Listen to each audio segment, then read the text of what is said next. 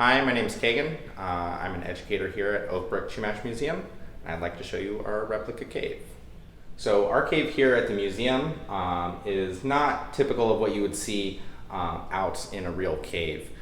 These are images that have been collected from several art sites. Scientists, artists, historians, and Chumash people go out and study these sites. They take pictures, and then we bring them back here and recreate them for educational purposes. So part of the reason we do this is, of course, to keep the real rock art sites safe, and also we do want to share a lot of this information that we have recovered over the years. Unfortunately, a lot of these rock art sites are degraded by weathering and by people going to visit them. So we do discourage people from going out and trying to find their own local rock art sites. Again, part of the reason why we have this here. Most of this rock art would have been done by Chumash shamans. Shamans are spiritual leaders for the tribe. They are also educators, especially for young children. Shamans would be the ones passing on the lessons they would need to become successful members of their tribe. Shamans, one of the ways they share this information is through ceremony. Oftentimes children 12, 13 years old would be taken on what we would now call a vision quest, where they would go out with a shaman and sit quietly in one of these caves for a few days fasting.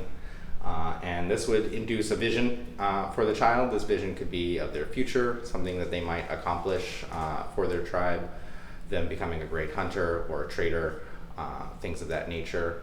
The shaman was responsible for helping the child to interpret their visions, and oftentimes they would create some paintings as a representation of what they saw during the ceremony. Shamans also were like scientists for our tribe. They spent a lot of time looking up the night sky, studying star patterns, the way stars move throughout the week, month, year. And they would create charts, calendars of sorts, to help them track the seasons, and that would help them predict the movements of animals and certain things like this. So let's go ahead and look at a couple of my favorites. Here we have our Tumol paddlers. This would be an image that you would see usually near coastal villages, and it's an indication that these people were great fishermen, boatmen, right? And then here we have one of the ones that we actually have here on our property at Oak Brook. This is the swordfish, and for the Chumash, the swordfish was a very revered animal. They see him as the grandfather of the sea, that's his name. And in times of famine, the swordfish would chase whales ashore for the people to eat. First and most important tool for the shamans in order to paint are their hands. Handprints are very common to see in these painted caves, and probably one of the first things that shamans learned how to create. Here we have some implements that they would use to make a little bit more complicated designs. One is a feather brush. This could also be used, fur could be used here in place of this feather. We have yucca fiber brushes. This one's a wide, and then here's a fine point yucca fiber there. And then regular sticks for dotting and for making straight lines. These are pretty useful. Materials traditionally used for creating this type of rock art. As I said, this would have been done by Chumash shamans.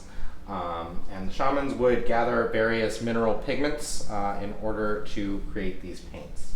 Now, three common colors that we see in all Chumash rock art, as you can see here, are red, white, and black. Sometimes we do see other colors, but always these three.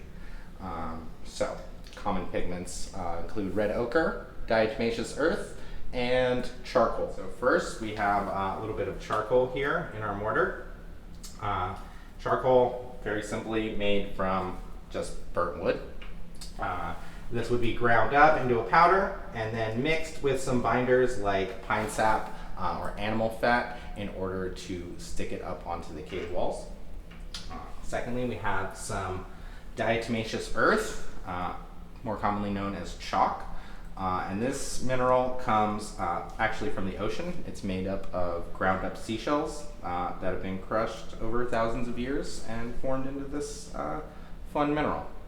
So again, crushed up in a mortar like this one, and then mixed up with some binders like sap or fat in order to stick it up there. And last but not least, thank you, buddy, we have red ochre. This is a common iron-rich mineral that we find here in Southern California. And this, again, just crushed up in a mortar and mixed with those special binders. And you're left with some paint that lasts for a couple thousand years. So unfortunately, during the mission period, we do lose a lot of information related to these symbols and the stories behind them. And that's partly because shamanism was outlawed during this period by the Spanish priests and the soldiers. Shamans were oftentimes removed from their individual tribe, so they would not be able to pass on their knowledge, although some of them did in secret, in resistance. But during this period of enslavement, we do lose a lot of information related to these symbols. And still today, Chumash people try to go out and reconnect with these symbols and try to decode and understand some of that knowledge that these shamans had left behind for us.